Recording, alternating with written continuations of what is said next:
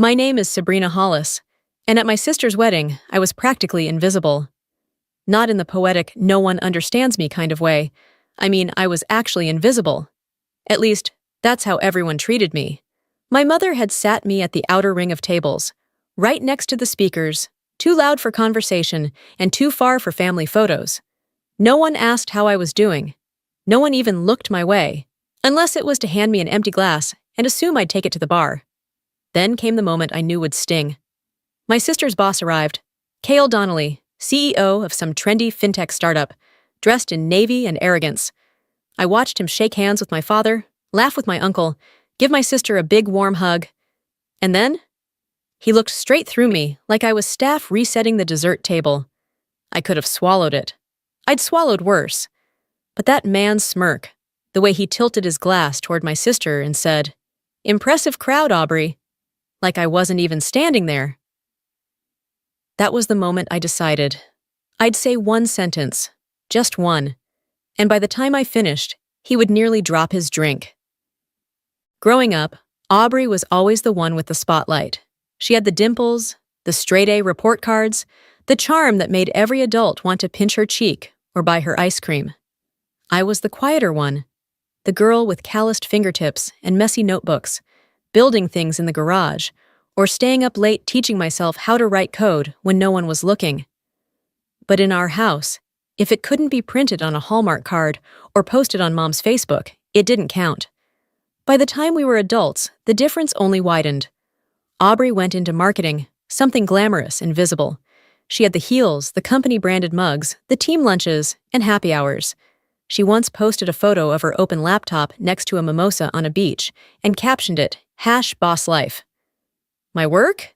Well, I consulted for small venture firms, sometimes startups, sometimes private clients, always NDA'd, always behind the scenes. To my family, that translated to Sabrina just does things online. One year, my mother actually introduced me at Thanksgiving as between jobs right now. I had just finished helping a green tech company secure $12 million in backing. I smiled and passed the mashed potatoes. The truth was, I didn't care anymore.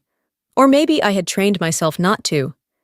There's only so many times you can correct someone before you realize they don't want to understand. They just want a simple box to put you in. But Aubrey knew. She and I weren't close. Not anymore. Not after she accidentally left me out of her promotion celebration dinner. Not after she told people I still lived in my old apartment, even though I'd moved 2 years earlier. It was all these little paper cuts, casual lies meant to trim me down until I fit into the role she wanted, the older sister who never quite made it. So I let her have her show. I RSVP'd to her wedding on time. I wore the dress she requested, muted color, conservative cut. I even offered to help with the setup, and she politely declined, saying, "You don't need to stress yourself out, just enjoy the day." The day arrived, and everything was fine. The kind of fine that has a sharp edge to it. I greeted relatives who forgot I existed, smiled through small talk with people who asked, "So, what are you up to these days?" in that tone that means, still unemployed. When the ceremony ended and the reception began, I found my seat near the edge of the room. It was close enough to hear the music, far enough to be out of every photo. My place card had been misspelled, Sabina. But at that point, I just chuckled and set it aside. I watched Aubrey glide through the room like a swan in chiffon. Every move was curated. Her husband, Cameron, was tall and silent, always trailing half a beat behind her like a well-trained shadow. And then came Cale Donnelly, her boss, the crown jewel. I knew who he was, of course. Everyone did. The man had been on Forbes' 30 Under 30 list, the kind of CEO who wore sneakers with a blazer and talked about disruption like it was a personal hobby. People said he was a genius. I had my doubts. When he passed me without a glance, I didn't flinch. Not outside, anyway. Inside, something settled, like a lock clicking into place. Because sometimes being invisible is exactly the power you need. The moment Cale Donnelly stepped into the reception hall, it was like someone had turned up the wattage in the room. Heads turned, conversations paused. Even people who didn't know who he was seemed to register that someone important had arrived. The kind of man who didn't have to prove his status. He wore it like a tailored suit, which, of course, he was wearing. Navy, perfectly cut, no tie, just the right amount of disheveled, like he had money, but didn't need to try. He moved slowly, like he expected the room to orbit around him. And it did. My mother looked ready to faint from pride. She waved him over with both hands, like an airport attendant. "Cale! Over here!" I watched him glide toward our table. My father stood to greet him. My uncle adjusted his jacket, like he was preparing for a job interview. Even Cameron, the groom, seemed to take a step back when Cale approached. He shook hands, gave a smooth smile, laughed on cue. Then he turned to Aubrey. "You look stunning," he said. She did. That was never in question.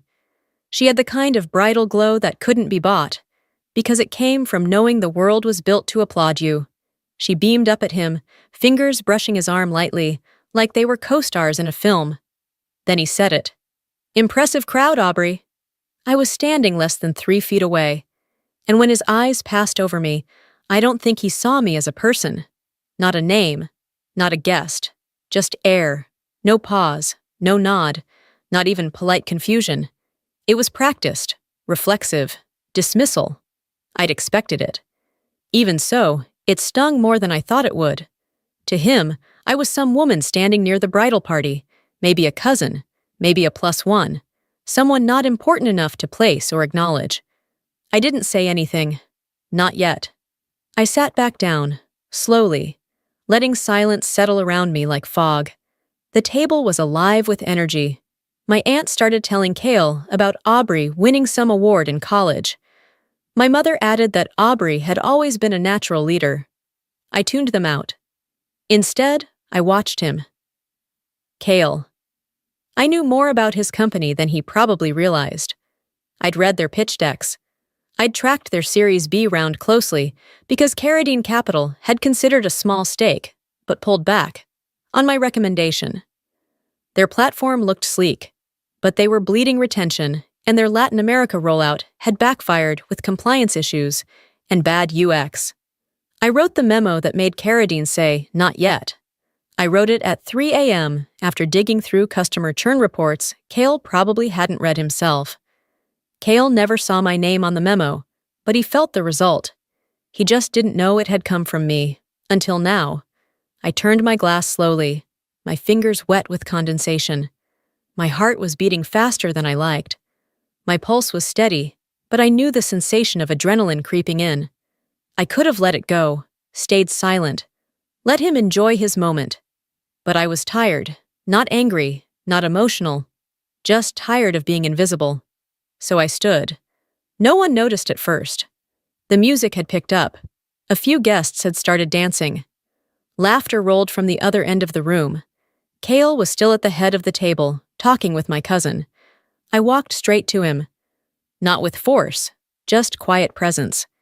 He didn't look until I was standing there.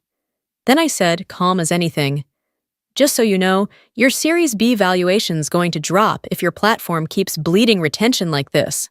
The words landed like a soft blade. He blinked, and for the first time all night, he looked at me, not through me, at me. His hand faltered.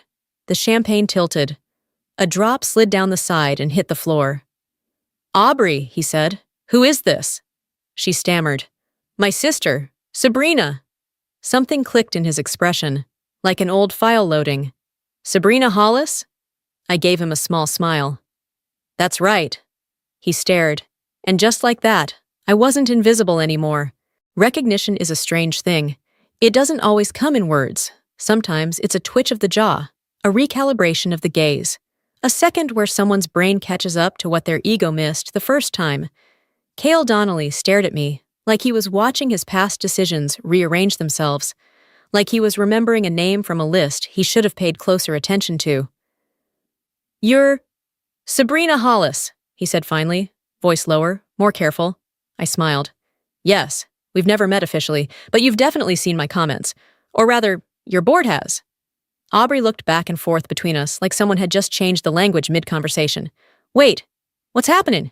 Cale didn't answer her. He was too busy doing the math, connecting timelines, matching advisory reports to the name he'd just dismissed at a family wedding. You work with Carradine Capital, he said. Not a question. A memory, I shrugged. Among others, Carradine wasn't just a capital firm. It was one of the quieter power players, known for early backing in now household name tech companies.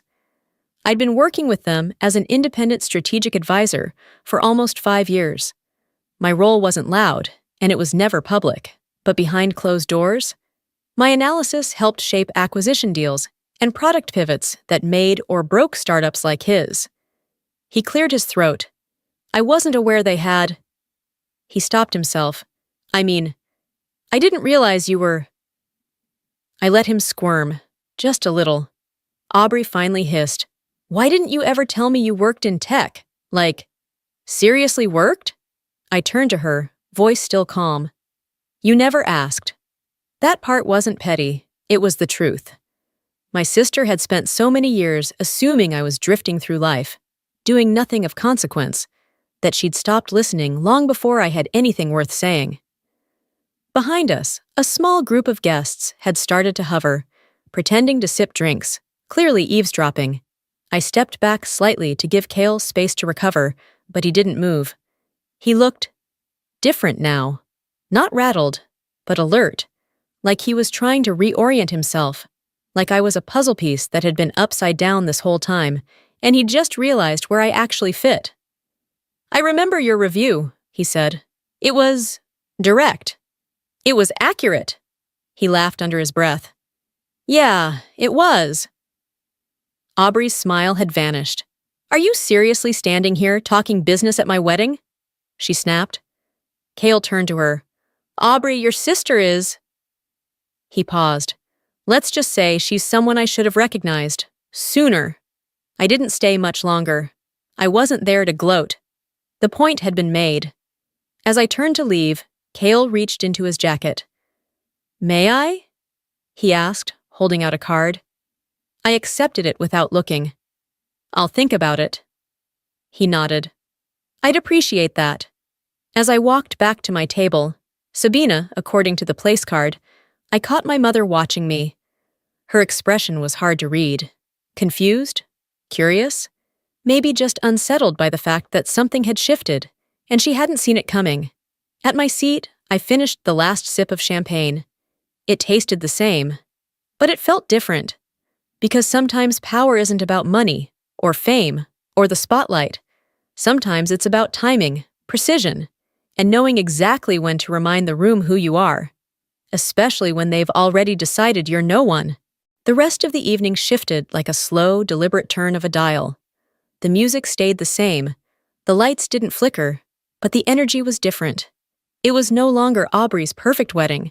It was the wedding where her sister surprised everyone. I could feel it in the way people looked at me. Before, I was wallpaper. Now, I was a curiosity. One of the groomsmen, a guy who had barely acknowledged me earlier, stopped by my table with a sudden smile. I heard what you said to Cale, he said, like it was a compliment. Didn't know you were in the business. In a way, I replied. He nodded like he understood, but he didn't. Most of them wouldn't. That was fine. I didn't need them to understand the mechanics, just the shiftance. A few cousins approached next, their voices syrupy with surprise. You never mentioned you work in venture capital. I didn't correct them. Let them believe what they wanted. Even my Aunt Denise, who once offered to help me apply for a real job, tried to corner me near the dessert table with a soft, apologetic tone. You've always been so private. We didn't realize. I gave her a kind smile. That's all right. I wasn't asking to be realized. But it was my mother's stare I felt the most. From across the room, through clinks of cutlery and the shuffle of heels, her gaze tracked me like she was reevaluating a number that had never added up. She didn't come to me, not immediately. My mother is not the type to admit she was wrong. Instead, she sent signals. The narrowed eyes, the stiff posture, the way she whispered something to Aunt Trudy while tilting her chin toward me. I knew that posture, that calculation.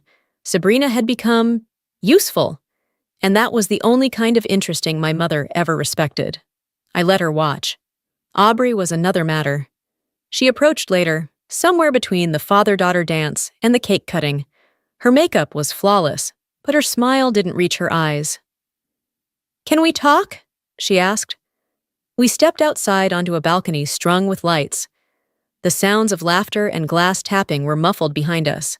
For a moment, it felt like we were 16 again, sneaking out to breathe when the house got too loud. "You made a scene," she said. "I spoke one sentence. You humiliated me in front of my boss." I leaned against the railing. "No," I reminded him, "I exist. That's not the same thing." Aubrey crossed her arms. "You should have told me what you do. That you're whatever that is." "I tried, years ago. You weren't interested." "That's not fair." "It's honest." She looked away. "Mom's already saying she knew you were special. She's going to act like she saw it coming all along." I smiled at that. "She always rewrites the story. But you had the real version. You just didn't want to believe it." Aubrey swallowed. "Why didn't you ever fight for space? You let us treat you like background, and now you want credit for being center stage." I turned to face her fully. "I don't want center stage. I never did. But I won't apologize for not being small enough to ignore anymore." She didn't respond. That silence between sisters is a familiar thing. Thicker than anger, deeper than resentment. It's the space where all the unsaid things live. I let it stretch. Then I said, "I'm happy for you, Aubrey. I mean that. You looked beautiful, and you deserve to be celebrated."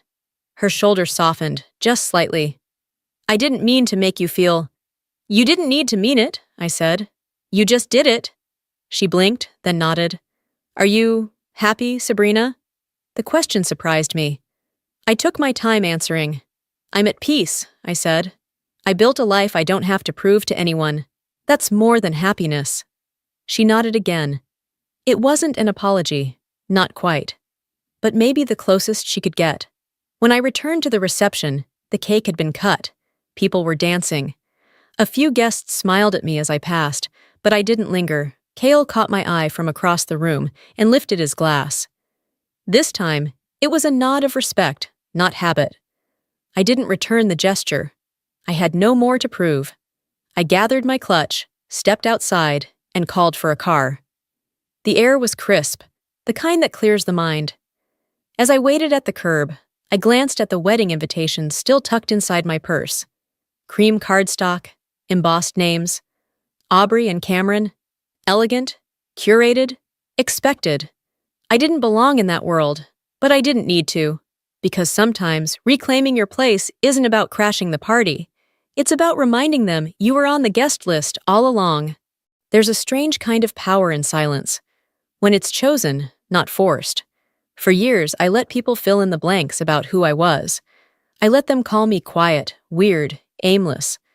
I let them talk over me at dinners, skip over my name in introductions, forget my birthday while they posted glowing tributes to Aubrey's every minor promotion. And I stayed silent, not because I had nothing to say, but because I knew I only needed one moment, one sentence, spoken at the right time, to the right person, in the right tone. Not a speech, not a monologue, not an outburst, just precision, controlled impact, like lighting a match in a dry forest.